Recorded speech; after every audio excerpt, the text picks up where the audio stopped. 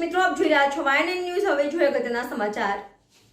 Ajwa road Fatema complex ITI પાસે 2 દિવસથી પાણીની સમસ્યાને લઈને કોર્પોરેશન દ્વારા લાઈન ખોદીને જતા રહ્યા છે। વિસ્તારમાં 2 દિવસથી પાણી આવ્યું નથી।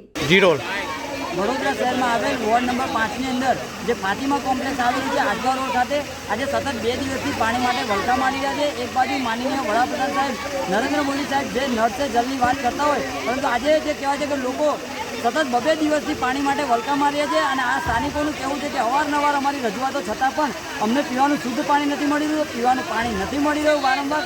જ્યારે કહેવાય છે કે સ્થાનિક કોર્પોરેટરો ધારાસભ્યોને જાણ કરવા છતાં પણ આજ દિન સુધીમાં એ લોકોની વારે નથી આવી રહ્યા। સાથે મ્યુનિસિપલ કમિશનર સાહેબ, મેયર સાહેબ, ચેરમેન સાહેબ જ્યારે દરેક રોડ રસ્તા ઉપર જળ એ જીવનની જ્યારે મોટા મોટા પોસ્ટરો લગાવતા હોય તો ખાસ કરીને આ સ્થાનિક રહીશોની માંગ છે કે વહેલામાં વહેલી તકે આ લોકોને પાણી મળવું જોઈએ। અને ચોક્કસથી આ સ્થાનિકોનું કહેવું છે કે 24 કલાકની અંદર જો આ લોકોને પીવાનું પાણી નહીં મળે તો ઉગ્રમાં ઉગ્ર આંદોલન કરવામાં આવશે। તેની સંપૂર્ણ જવાબદારી જે તે જવાબદાર વ્યક્તિ જેની રહેશે। જી, આ વિસ્તારની અંદર જે કાચનું કામ કર્યું છે, અમારો જો વિડીયો બી છે, સ્થાનિકો એવું કહેવામાં આવે છે તે કાચમાંથી પાણીની લાઈન નીકાળવામાં આવી છે। ચોક્કસથી વડોદરા શહેર સ્માર્ટ સિટીનો દરજ્જો 2017થી મળ્યો છે, પરંતુ એક પણ કામ સ્માર્ટ થયું નથી। સ્માર્ટ મીટરો લગાવવાની વાતો થઈ રહી છે, પરંતુ પાણીના મીટરો લગાવવાની વાત થઈ રહી છે।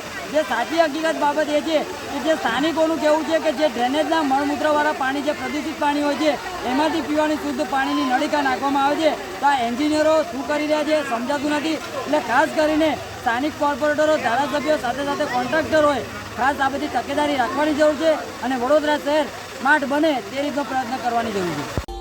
Subscribe now and press the bell icon. Never miss an update.